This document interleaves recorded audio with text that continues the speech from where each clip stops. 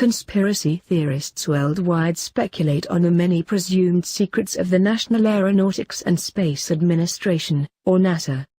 In its 60-year history, the notoriously secretive government affiliate has been accused of everything from staging the moon landing to covering up signs of alien life and even spending millions to produce a space pen.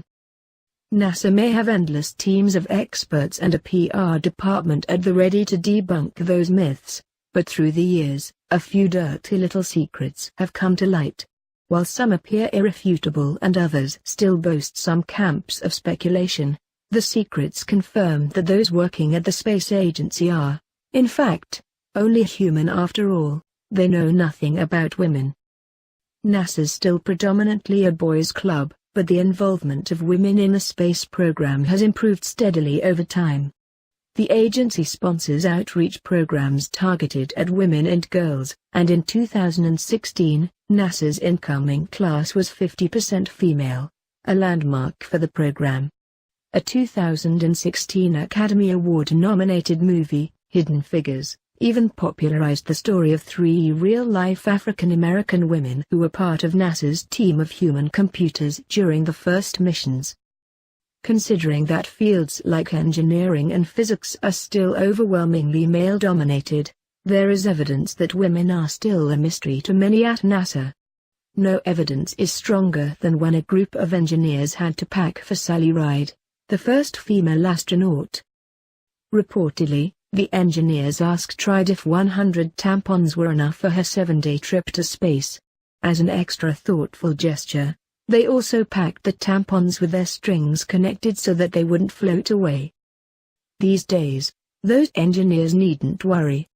NASA encourages female astronauts to practice the continuous pill method to suppress their periods, as the waste disposal system on board are not designed to handle the menstrual blood. For long-term travel, a stockpile of contraceptive pills takes up far less space than that a mountain of tampons. They've been accused of using whale oil in its satellites. This myth generated attention when the History Channel aired episode 4 of its miniseries America, The Story of Us. The documentary claims that even today, whale oil is used by NASA. The Hubble Space Telescope runs on it. NASA responded to the documentary immediately, asserting that they absolutely do not use whale oil in its Hubble telescope. Speculation continues, however, that whale oil must have been used at some point during space exploration. It doesn't freeze in sub-zero temperatures, retains its density even under extremely high pressures, and no known natural substance can be substituted. The International Whaling Commission banned commercial whaling in 1986, and the oil's commercial popularity waned long before that, with the rise in popularity of petroleum. It's unlikely the agency uses pure whale oil today, but instead perhaps uses a synthetic lubricant to mimic the effects. Are some of the planet's early satellites powered in part by the Earth's largest creature? The fishy dilemma is still up for debate. What we do know, however, is that whale oil was at its peak consumption in the 1850s, almost an entire century before NASA was even established. Astronauts are taught to restrain others with duct tape. We've all experienced that cabin fever that sets in while housebound during inclement weather. Now imagine months of your obnoxious roommate's most offensive habits. Ever prepared, NASA has an official procedure in case an astronaut goes completely nuts while on a mission. According to the documents, the astronaut's roommates should bind his wrists and ankles with duct tape, tie him down with a bungee cord, and inject him with tranquilizers if necessary.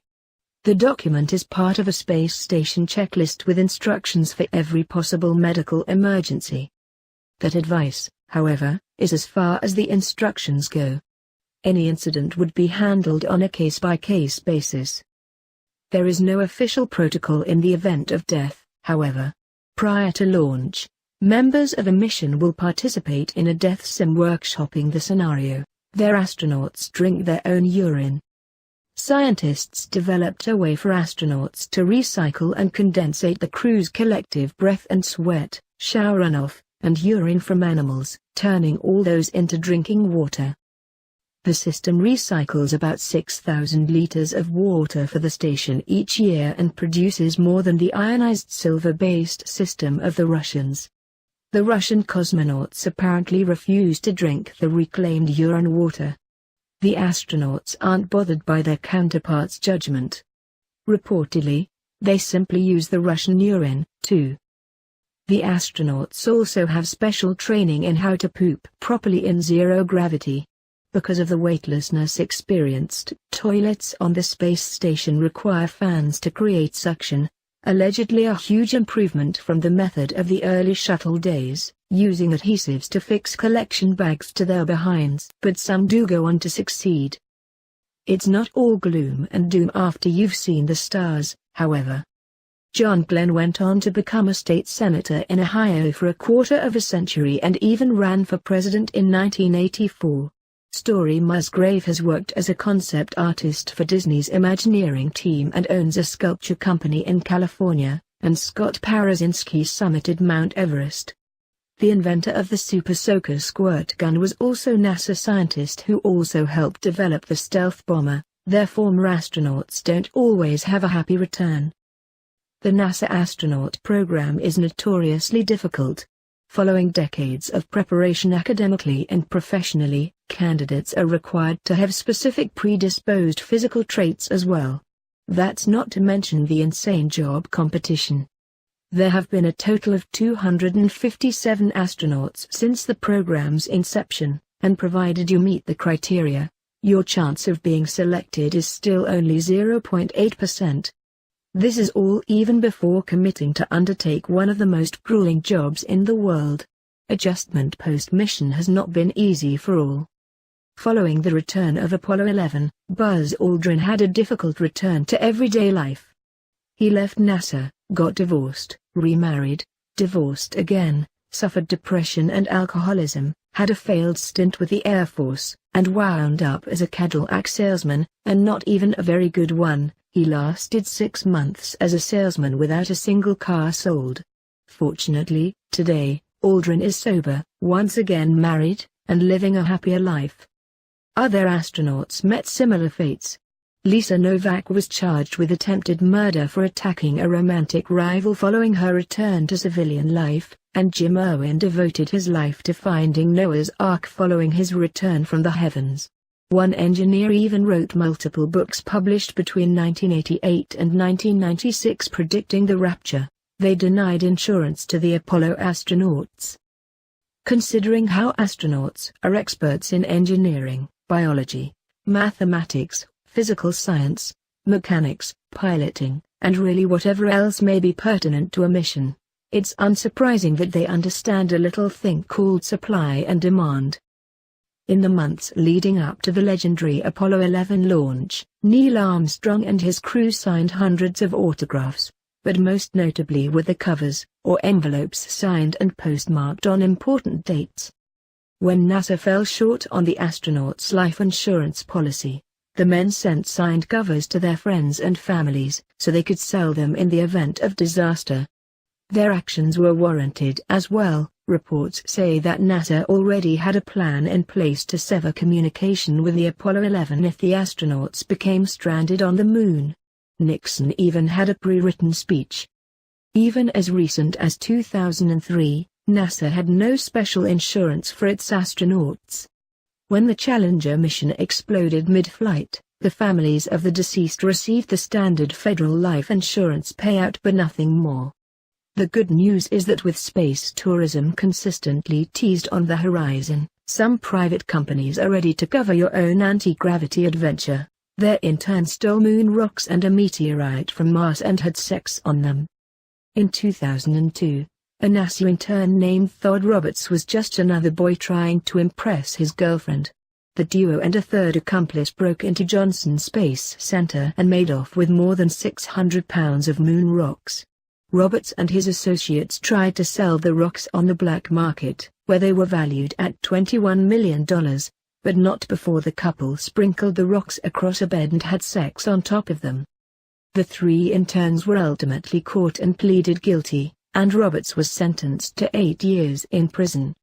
The penalty was served in part due to the episode contaminating the rocks, rendering them useless for research, and their destruction of decades' worth of handwritten notes during the robbery.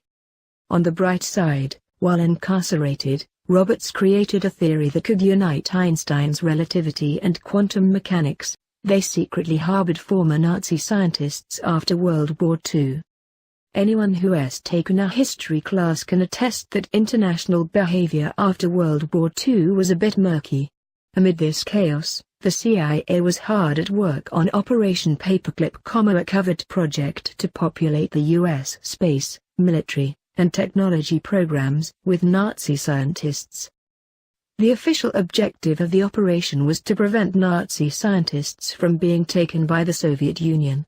The report discloses that a document was recovered in Germany called the Ozenberg List, a catalogue of scientists and engineers who worked for the Nazis.